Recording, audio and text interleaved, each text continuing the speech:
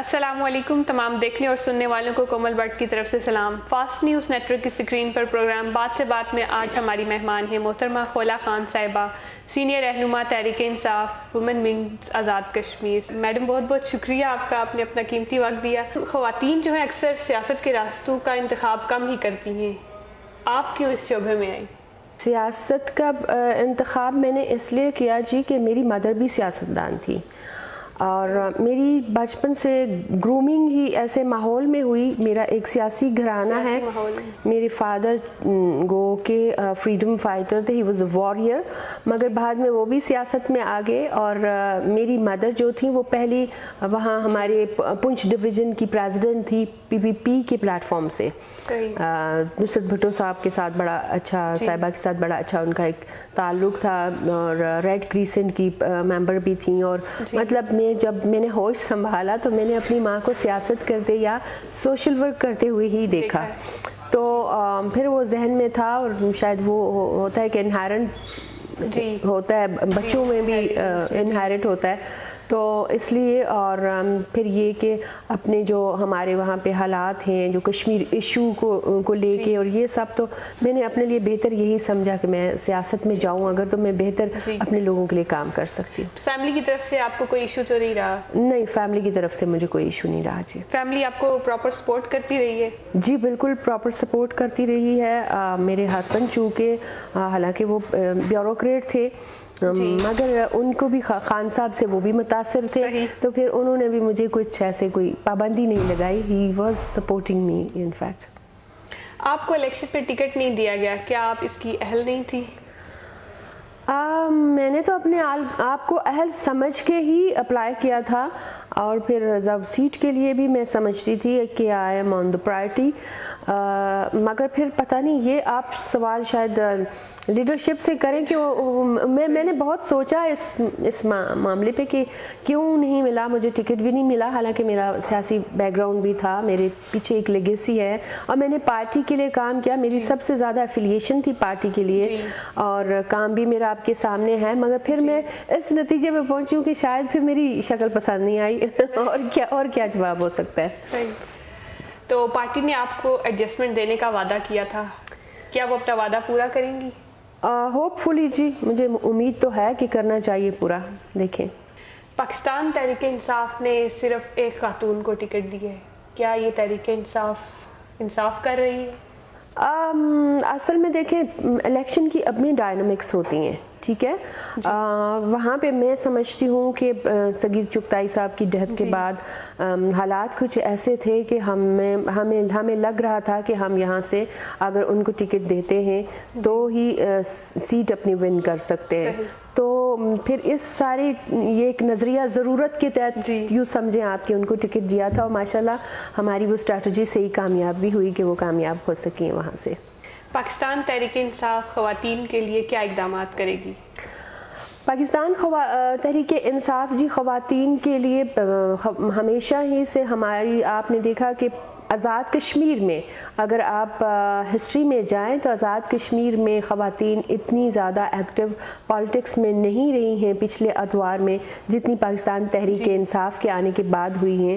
اور پھر آپ نے دیکھا کہ اس ریسنٹ الیکشن میں ہماری تقریباً 13 خواتین نے الیکشن کے کانٹیسٹ کرنے کے لیے اپلائی کیا، تو یہ بھی ایک اویئرنیس کی بات ہے، اور خواتین کو فرنٹ فٹ پہ آنے کا ایک موقع ملنے کی بات ہے۔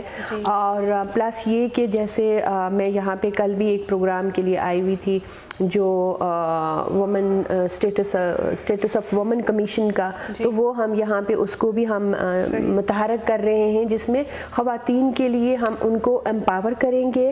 ہم ان کو، اگر میں اسمبلی میں جاتی تو میں نے اپنی طرف سے جو اسٹریٹجی سوچی ہوئی تھی کہ میں خواتین کے لیے ایسے مواقع لیجسلیشن کروں گی۔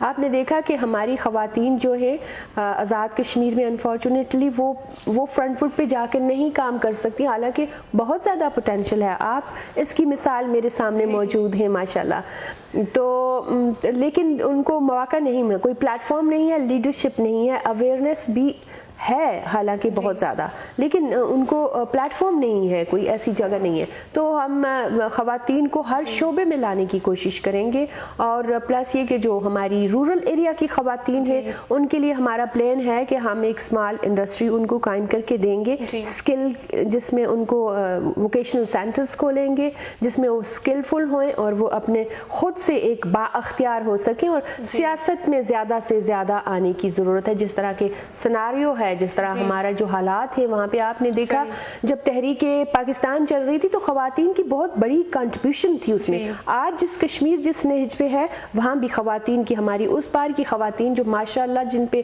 فخر کر سکتے ہیں ہم کہ جتنی نڈر ہیں، تو ان کو اس پار کی خواتین کی حمایت کی ضرورت ہے، سولیڈارٹی کی ضرورت ہے. تو اس میں سیاست میں آنا اور بولنا خواتین کا بہت ضروری ہے ایسا ہے. تو ہم ان کو اس میں ان کو کریں گے، پروموٹ کریں گے اور آنے کا موقع دیں گے. خواتین کی مخصوص نشستوں پہ آپ کا انتخاب نہیں کیا گیا، اس پر آپ کو افسوس ہے؟ مجھے افسوس اس لیے نہیں ہے کہ آئی ایم اے بلیور. میں سمجھتی ہوں کہ جو انسان کی قسمت میں ہوتا ہے، اللہ نے جو اس کو دینا ہوتا ہے، انسان کی کوئی اوقات نہیں ہوتی کسی کو کچھ دینا یا نہ دینا، یہ اللہ کے کام ہے. اور میرا خیال ہے کہ میرے رب نے میرے لیے کچھ زیادہ بہتر سوچا ہوا ہے، یا ہو سکتا ہے کہ یہی میرے لیے بہتر نہیں تھا اس لیے نہیں مل سکا. مسلم لیگ نون جس ایجنڈے پہ کام کر رہی ہے اس میں وہ کس حد تک کامیاب ہوگی، کیا لگتا ہے آپ کو؟ I don't think so کہ وہ کامیاب ہو سکیں گے جی، کیونکہ عوام بڑے باشعور ہو گئے ہیں. اب جس کشمیر ایشو پہ وہ متحرک نظر آتے ہیں، پچھلے تقریباً 30 سال سے ان کے پاس حکومتیں دونوں پارٹیز کے پاس رہی ہیں، اور جب ان کا دور تھا تو جس طرح سے وہاں میری خواتین کے سروں سے چادریں چھینی جاتی تھی، وہاں ماؤں کے بچے بچھڑ رہے تھے، قتل و غارت گری تھی، اور یہاں یہ ساڑیوں کے تحفے پیش کر رہے تھے، یہ ان کو اپنی پرسنل فنکشنز میں بلا رہے تھے. تو اس وقت کیوں کشمیریت یاد نہیں آئی تھی ان کو؟ تو عوام، اور پھر جب دیکھیں یہ جان بوجھ کے ایسے کیوس پیدا کرنے کی کوشش کر رہے ہیں، کبھی کوئی سڑکوں پہ آگے، کبھی جو مولوی حضرات ہیں ان کے پیچھے بھی مجھے لگتا یہی ہے.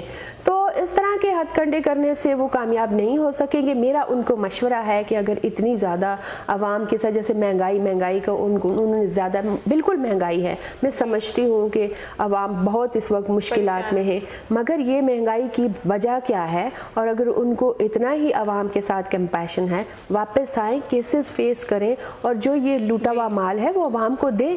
انہی کا مال ہے نا، عوام کی ہی ہے. لیکن جو مہنگائی کی وجہ سے غریب عوام پریشان ہے تو اس کو کیسے ریلیف کرے گی؟ انشاءاللہ جی ہمارے اس پہ کافی ہماری کوششیں بھی ہیں، اور جیسے ابھی انڈسٹری اس میں بھی ہم نے اضافہ کرنا ہے، اور ہم کوشش کریں گے کہ عوام کو یہ ابھی اگلے 2 سال میں ہم انشاءاللہ ہماری جو اسٹریٹجیز تھی اس میں دیکھیں 30 سال کی جو بیڈ گورننس ہے اس کو ایک دم سے آپ 2 سال میں نہیں فل کر سکتے.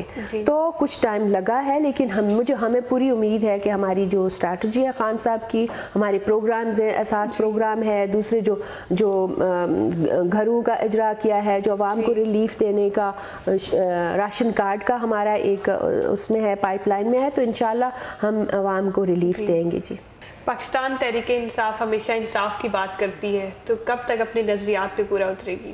پھر میں وہی کہوں گی کہ جس طرح کے حالات میں ہمیں یہ حکومت ملی ہے، جو یہاں پہ سرپلس ایک وہ بنا ہوا تھا، تو تھوڑا سا ٹائم لگے گا، لیکن انشاءاللہ ہمیں اگر آپ خان صاحب کی ہسٹری اٹھا کے دیکھیں تو ہمیشہ خان صاحب کو یہی مذاق بھی بنایا گیا کہ دیوانے کا خواب ہے، لیکن اینڈ میں کامیاب ہو جاتے رہے. تو انشاءاللہ ہماری اسٹریٹجیز پہ ہم پورا اتر سکیں گے، اور بہت جلد آپ کو خوشخبری ملنے شروع ہو جائے گی.